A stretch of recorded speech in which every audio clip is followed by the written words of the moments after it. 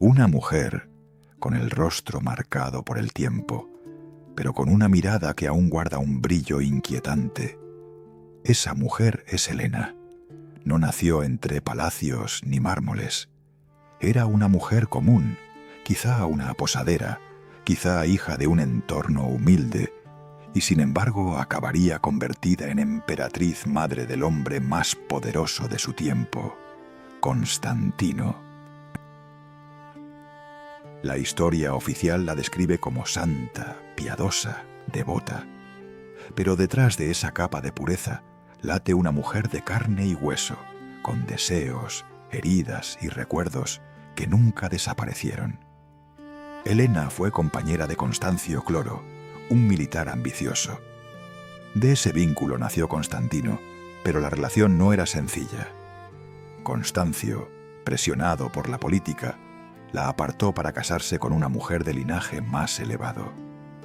Helena quedó relegada, como tantas mujeres de la época. Útil un día, prescindible al siguiente. Y sin embargo, en ese abandono, en esa herida abierta, nació su búsqueda de redención. ¿Cómo transformar el dolor de haber sido apartada en un poder imposible de arrebatar? Helena no fue solo madre, fue amante alguna vez, mujer deseada, mujer tocada por el fuego de la intimidad. Se dice que incluso cuando Constancio la dejó, hombres de su entorno seguían acercándose con respeto y cierta atracción callada. Ella sabía el efecto que provocaba, su porte sereno, su silencio calculado, su capacidad de mirar a los ojos más allá de lo permitido. Había algo magnético en ella. Con los años, Helena se aferró a su hijo como a un destino. Constantino la amaba con una devoción que rozaba lo absoluto. Y no era extraño que muchos en la corte comentaran en susurros la cercanía entre madre e hijo. No porque existiera lo prohibido, sino porque Helena era la única mujer capaz de influir en él como nadie. Y ese vínculo íntimo, ese lazo de confianza, se convirtió en la llave que abriría el futuro del cristianismo.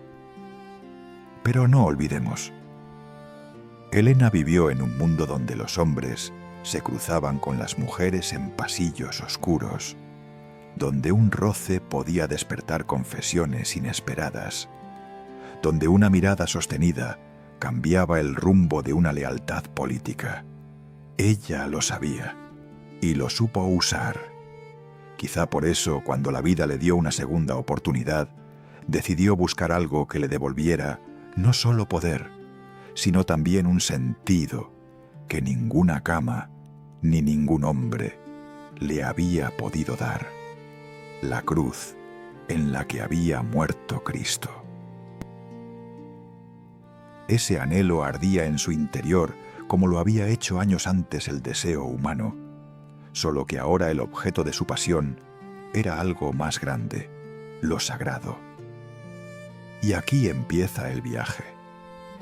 Porque la mujer que había sido amante y madre, rechazada y venerada, estaba a punto de convertirse en cazadora de lo divino. En la corte de Constantino, todo era apariencia. Columnas de mármol, túnicas blancas, banquetes interminables.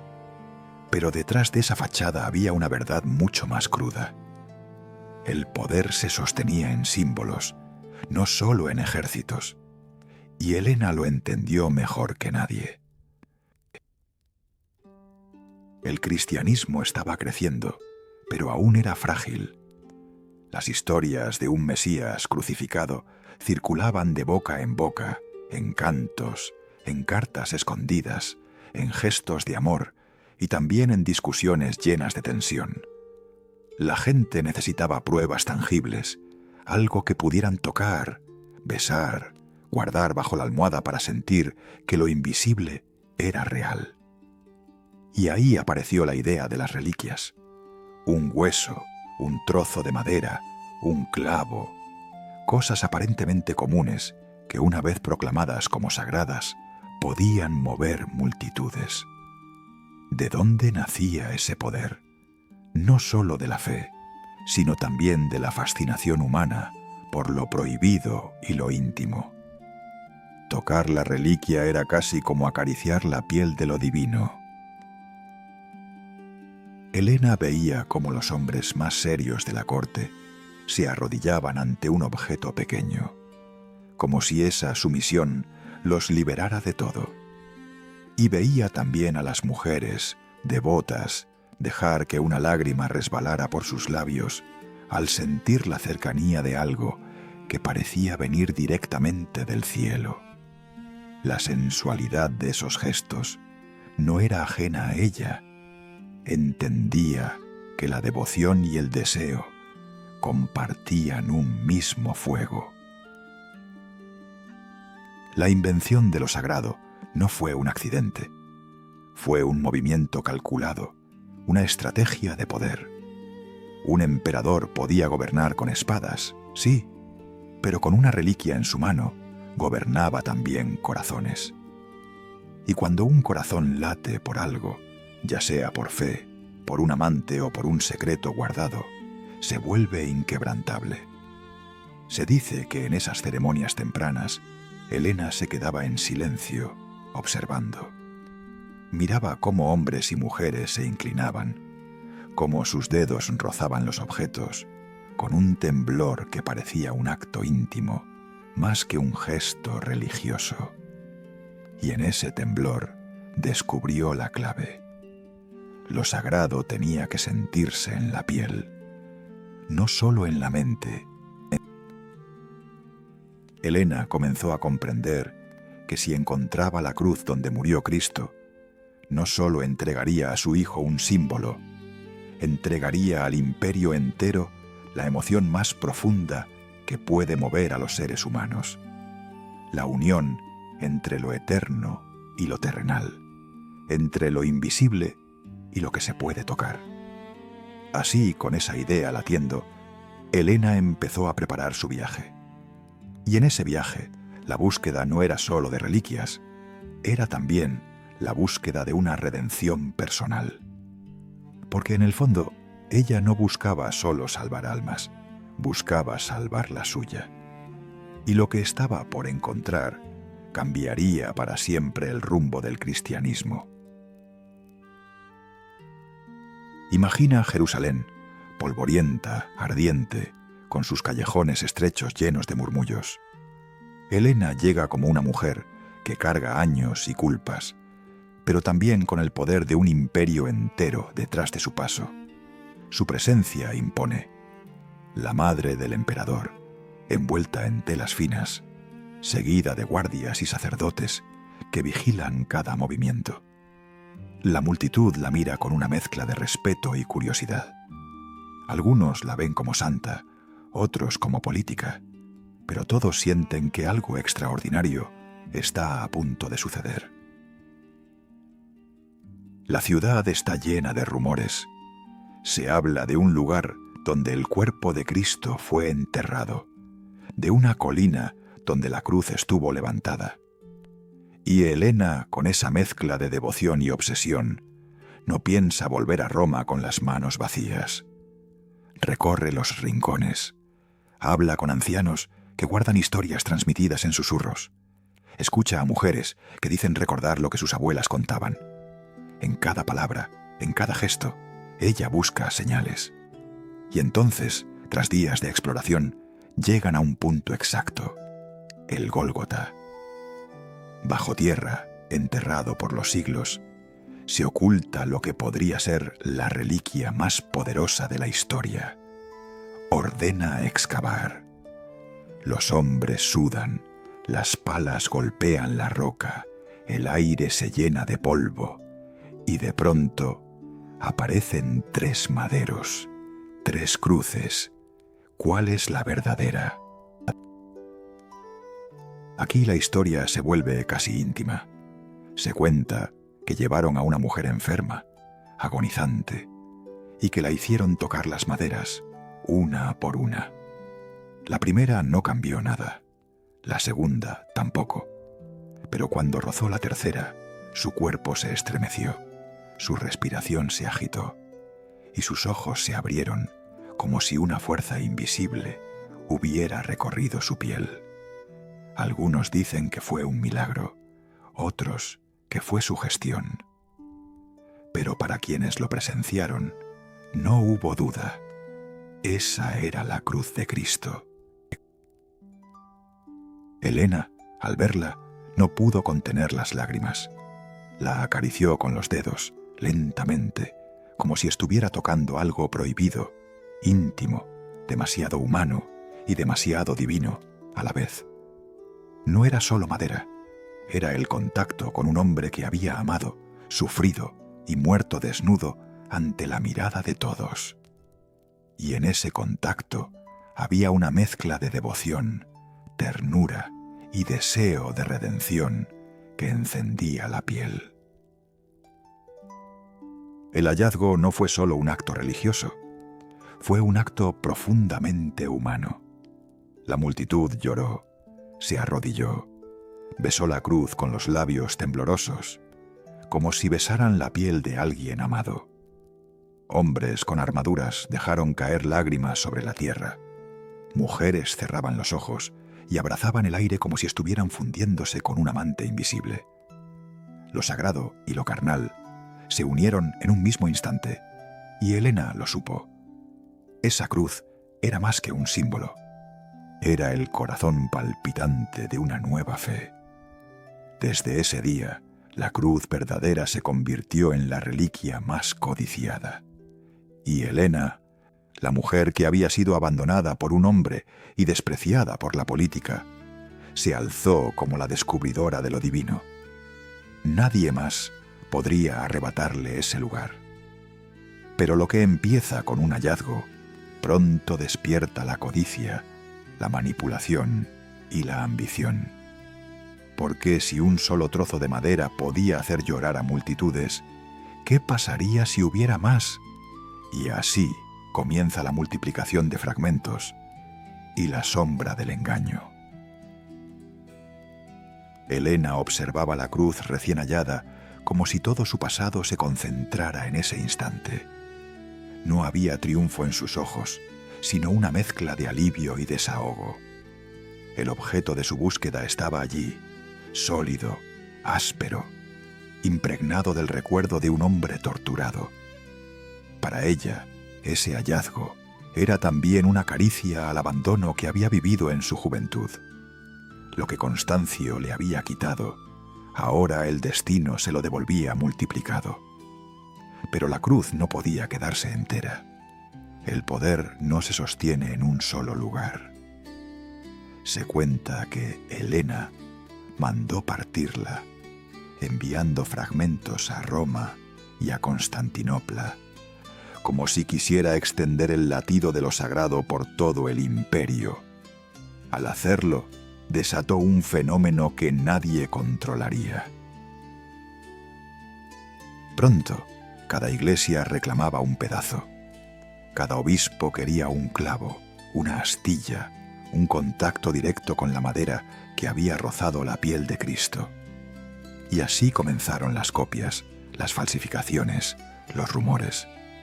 Se ofrecían fragmentos en secreto. Se intercambiaban como promesas de amor oculto. Se entregaban en cofres como si fueran cartas íntimas destinadas a sellar alianzas.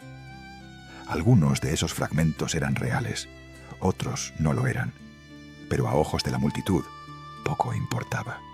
El simple acto de creer los volvía verdaderos. Los relatos cuentan que peregrinos recorrían kilómetros enteros solo para besar un trozo minúsculo, apenas una astilla. Hombres curtidos por la guerra temblaban al acercar los labios, como si el tacto los desarmara. Mujeres cerraban los ojos al rozar la reliquia, y esa entrega se parecía demasiado a un instante de intimidad compartida. El cuerpo reaccionaba, el corazón latía más rápido, y la frontera entre fe y deseo se difuminaba. Helena veía crecer ese fuego. Lo que había comenzado como un hallazgo se transformaba en una red infinita de símbolos. Sabía que no todos los fragmentos eran auténticos, pero también comprendía que la autenticidad no era lo esencial. Lo que importaba era la emoción que despertaban. Un emperador podía mandar ejércitos, pero solo una reliquia podía hacer que hombres y mujeres se arrodillaran voluntariamente. Los templos se llenaban, los mercados susurraban, las noches de vigilia se convertían en encuentros cargados de tensión espiritual y humana. Lo sagrado circulaba como un secreto compartido entre amantes, transmitido de boca en boca, de mano en mano, con la intensidad de lo prohibido. Y en esa expansión imparable nacía algo más grande que cualquier emperador: el culto. El culto a la cruz no fue solo devoción, fue estrategia, fue política, fue un modo de gobernar con el corazón de la gente en lugar de con la espada. Y Helena, sin decir una palabra, había abierto la puerta a un imperio sostenido no solo en leyes, sino en emociones profundas, en ese fuego que los hombres y las mujeres nunca pueden apagar del todo. Pronto, el cristianismo dejaría de ser un refugio de perseguidos para convertirse en el alma del poder. Y todo había comenzado con una mujer, un hallazgo y un trozo de madera convertido en deseo eterno. El culto a la cruz se extendió como un río desbordado. Las ciudades competían por tener la reliquia más poderosa, los obispos discutían entre ellos, y Constantino, desde su trono, entendía que aquel fervor no solo era fe, era control. Helena había entregado a su hijo la herramienta definitiva para unir un imperio dividido. Los templos comenzaron a llenarse de cánticos, de procesiones en las que hombres y mujeres caminaban juntos con velas en las manos, sus rostros iluminados por una luz tenue que parecía más íntima que religiosa. El aire se cargaba de incienso y de suspiros contenidos. La cruz no era solo un símbolo de dolor, era también un vínculo. La gente se tocaba al pasar la reliquia, rozaban sus dedos, compartían lágrimas, y en esos gestos nacían lazos que a veces iban más allá de la devoción. La política supo aprovecharlo. Los sacerdotes hablaban de salvación, pero en privado sabían que cada reliquia era también un arma diplomática. Un fragmento podía sellar una alianza entre dos ciudades, podía cerrar un pacto secreto entre dos hombres de poder, o incluso encender la confianza entre una mujer noble y un obispo ambicioso. El intercambio de lo sagrado se parecía demasiado a los juegos del deseo. Lo que se entregaba no era el objeto en sí, sino la intimidad de compartirlo. En los pasillos del palacio, algunos se preguntaban hasta dónde podía llegar esa nueva devoción. Se murmuraba que jóvenes soldados pasaban noches enteras custodiando la reliquia, no solo por deber, sino porque en su presencia sentían un calor que no sabían explicar. Se decía también que mujeres de familias influyentes visitaban los templos en secreto, buscando tocar la cruz en soledad, dejarse llevar por una emoción que no podían confesar ni en la alcoba. El culto había nacido, y con él una nueva manera de sentir. Lo divino y lo humano se entrelazaban sin fronteras claras. La cruz ya no era solo la memoria de un suplicio, se había convertido en un espejo de los cuerpos y de las almas, en un símbolo que hablaba tanto de redención como de deseo de unión. Y en medio de todo ese torbellino, Helena observaba en silencio. Sabía que había encendido una llama imposible de apagar. Lo que comenzó como un gesto de fe personal, ahora ardía en los rincones más inesperados del imperio. Pero toda llama atrae también sombras, y donde había devoción, empezaba a haber también secretos, amores prohibidos y pasiones que la Iglesia no tardaría en querer silenciar. Las mañanas en Jerusalén se llenaban de polvo dorado cuando el sol se levantaba sobre las murallas. En las calles los mercaderes desplegaban telas, especias y objetos de vidrio que brillaban con la luz. Entre ese bullicio cotidiano, la cruz comenzaba a atraer a multitudes. Era de día, con el ruido de niños corriendo entre los puestos, con las campanas de los templos resonando, cuando se podía ver cómo la devoción se mezclaba con lo humano. Hombres vestidos con túnicas claras hacían fila bajo el calor, esperando el momento de acercarse a tocar la reliquia. Algunos lo hacían con gesto solemne, otros con un temblor apenas disimulado.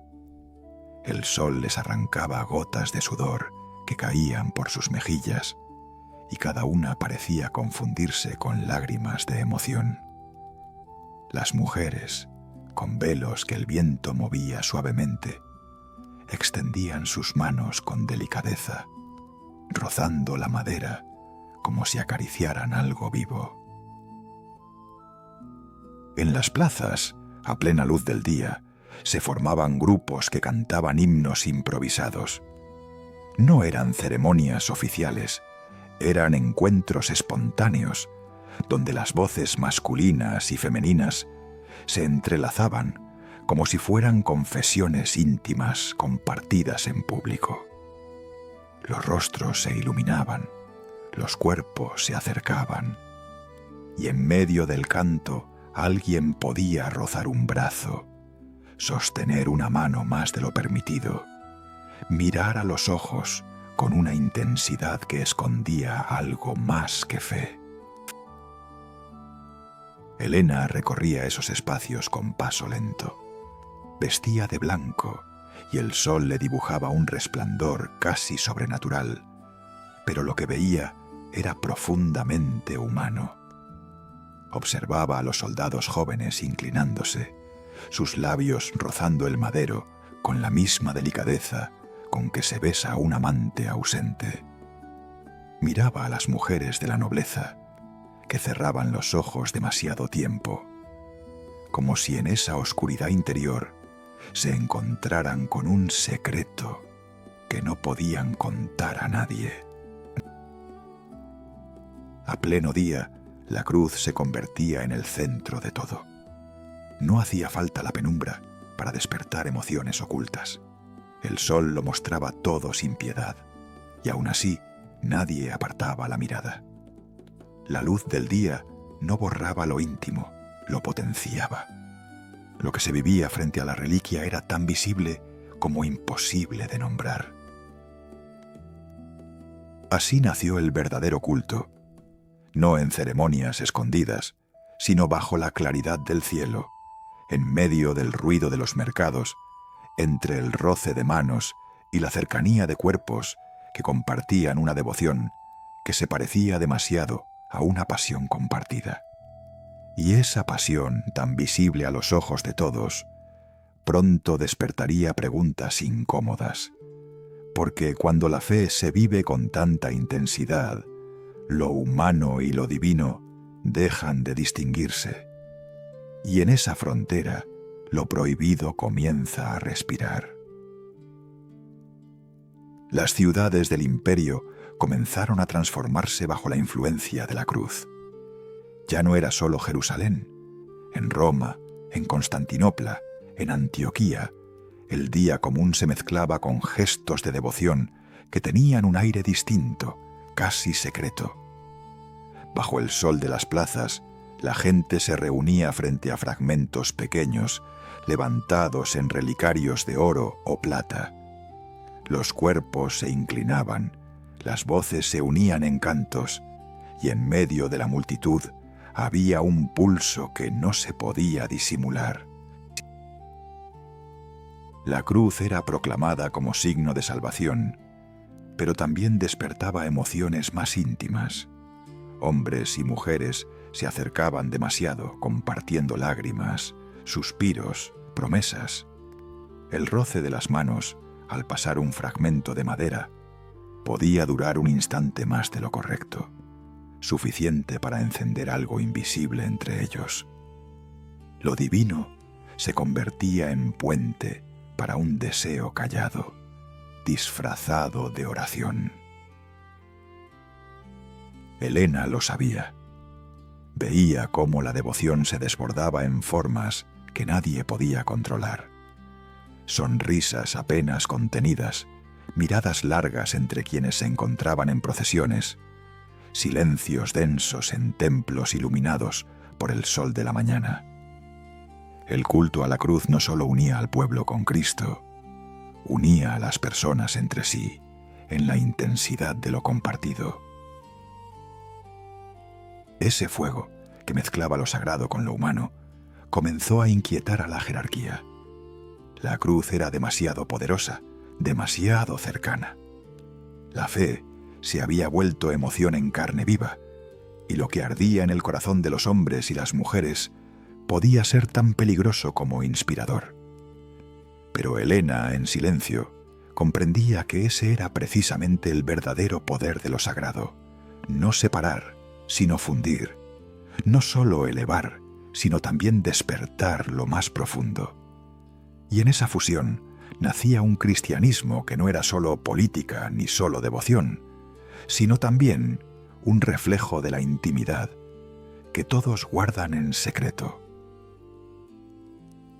Helena se convirtió en el centro de todas las miradas, no solo por ser la madre del emperador, sino porque en su presencia había algo que atrapaba. Caminaba entre obispos, soldados y mujeres de familias nobles, y cada uno de ellos sentía que su mirada podía atravesarlos. No necesitaba hablar demasiado.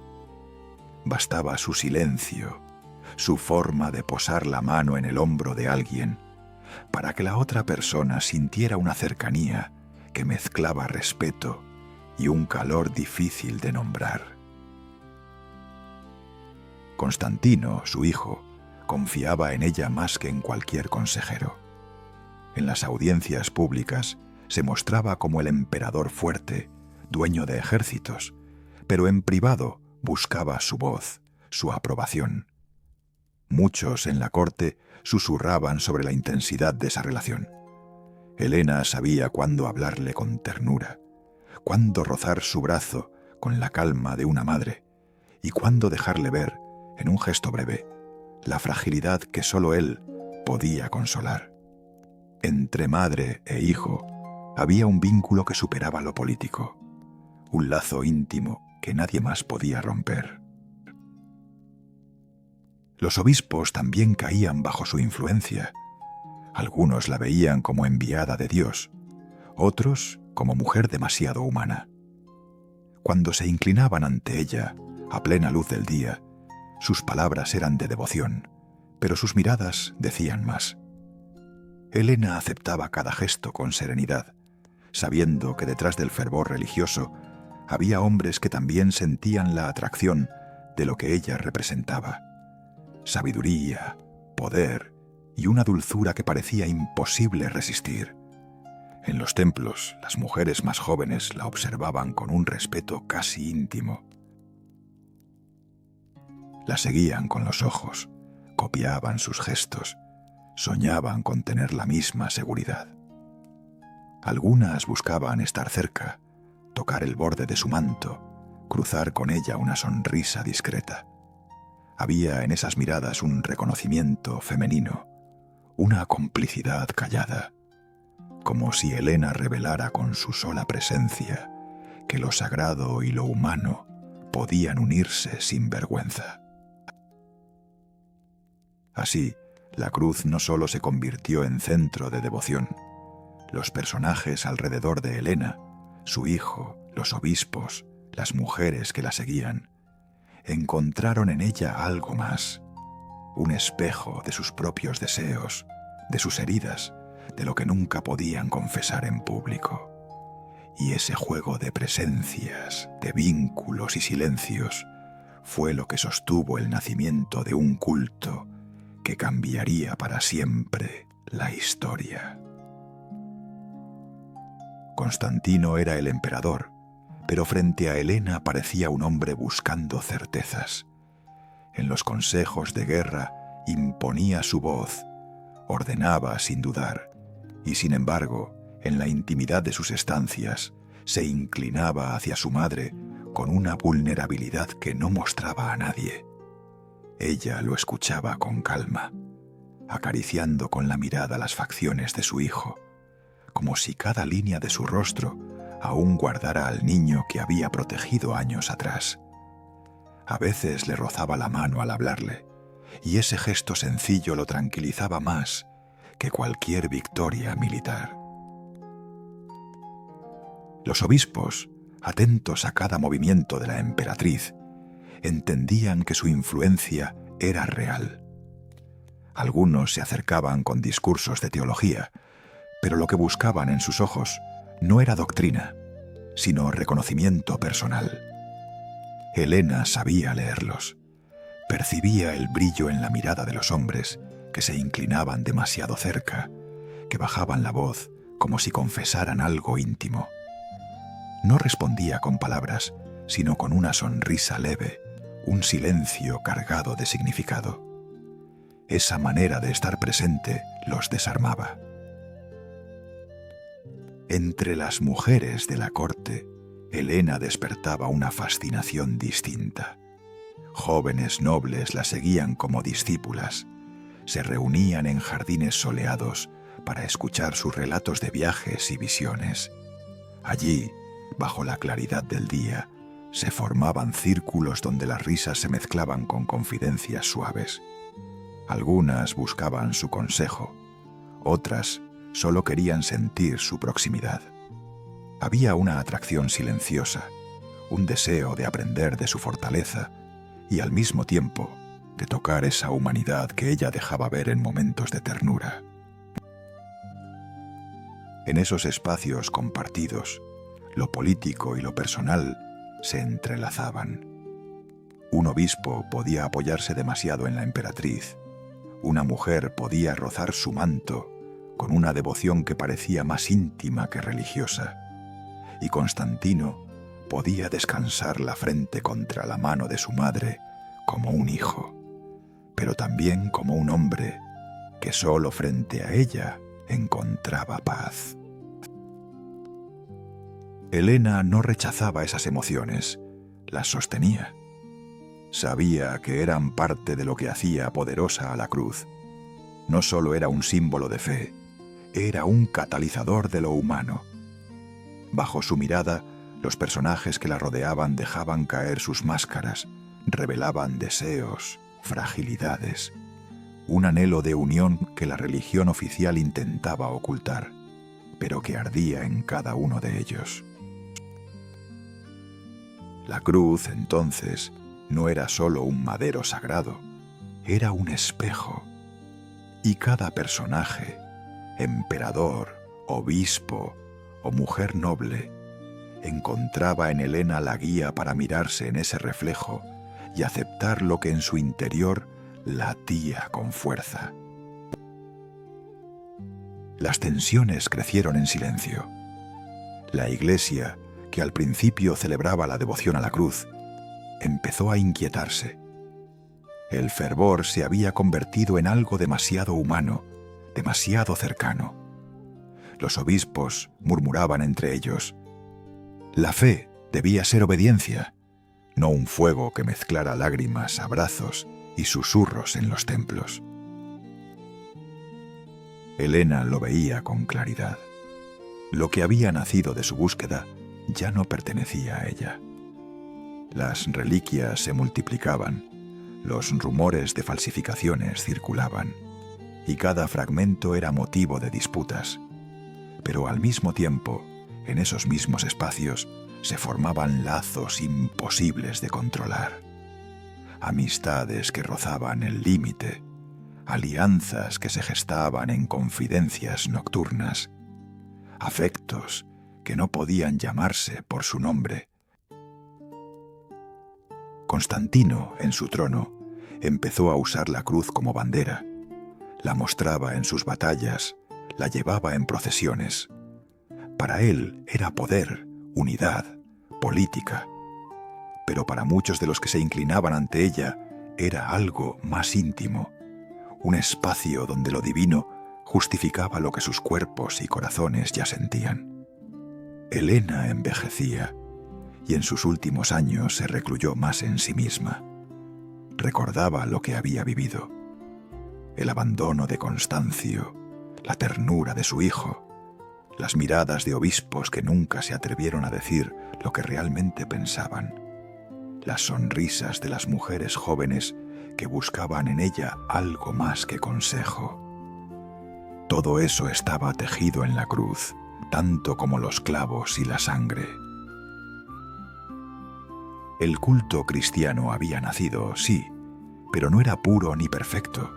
Era humano, era deseo, fragilidad, ambición y fe entrelazados en un mismo tejido. Helena había puesto en movimiento algo que ya nadie podía detener, un símbolo que tocaba tanto el alma como la piel. Con su muerte, la historia la convirtió en santa. Pero quienes habían estado cerca de ella sabían que su grandeza no era haber sido intocable, sino haber mostrado que lo sagrado y lo humano siempre caminarían juntos. Que la cruz no era solo un signo de sacrificio, sino también un espejo de los secretos que cada hombre y cada mujer guarda en silencio. Ese fue el verdadero legado de Helena, una fe que nació de lo íntimo, de lo vulnerable, de lo que se oculta en los pliegues del corazón. Y por eso, 2 milenios después, aún seguimos hablando de ella y de la cruz que encontró, porque lo eterno nunca se separa de lo humano, y lo humano, cuando se toca, siempre roza lo eterno. Helena quedó para la historia como santa, como madre del emperador, como la mujer que encontró la cruz. Esa es la versión oficial. Pero la verdad, la que se oculta bajo capas de siglos, es mucho más incómoda y mucho más fascinante. Ella no fue solo una peregrina devota, fue una mujer herida que convirtió su dolor en poder, una amante abandonada que encontró en lo sagrado lo que ningún hombre supo darle: permanencia. Su vida fue la prueba de que lo divino nunca se construye aislado de lo humano, sino que brota de las pasiones, de las heridas y de las caricias que dejan marca. El cristianismo nació bajo esa mezcla, no de pureza incorruptible, sino de sudor, lágrimas, roces prohibidos y silencios compartidos. La cruz no fue únicamente un instrumento de tortura convertido en símbolo de salvación. Fue también el lienzo donde se proyectaron los deseos más íntimos de una sociedad entera. Por eso, cuando los fieles la tocaban, sentían que algo recorría su cuerpo. Por eso, cuando las mujeres cerraban los ojos frente a ella, parecía que confesaban un secreto sin palabras. Por eso, cuando los hombres la besaban, lo hacían como quien besa una piel amada. Helena murió con la certeza de haber dejado algo indestructible. Y sin embargo, lo que no imaginó fue que, con el paso de los siglos, esa cruz se multiplicaría tanto que los cálculos dicen que si se reunieran todos los fragmentos que se veneran en iglesias de todo el mundo, darían para construir varias cruces enteras. reliquias que se reparten como si fueran cartas de amor sin remitente. ¿Milagro o fraude? Quizá las dos cosas al mismo tiempo. Ese es el final inesperado, lo que ella buscó con tanto empeño, lo que el pueblo adoró con tanto fervor, se convirtió en una reliquia imposible de verificar. Tal vez la cruz verdadera nunca estuvo completa, tal vez nunca existió, tal como nos la contaron. Pero lo que sí existió y sigue existiendo es el efecto que produce. La gente sigue arrodillándose, sigue llorando, sigue sintiendo en su piel algo que la razón no explica. Y ahí está la revelación. Lo sagrado no depende de la autenticidad de la madera, sino del fuego que despierta en quienes lo tocan. Lo divino no está en la reliquia, sino en la emoción que se comparte. Eso es lo que Elena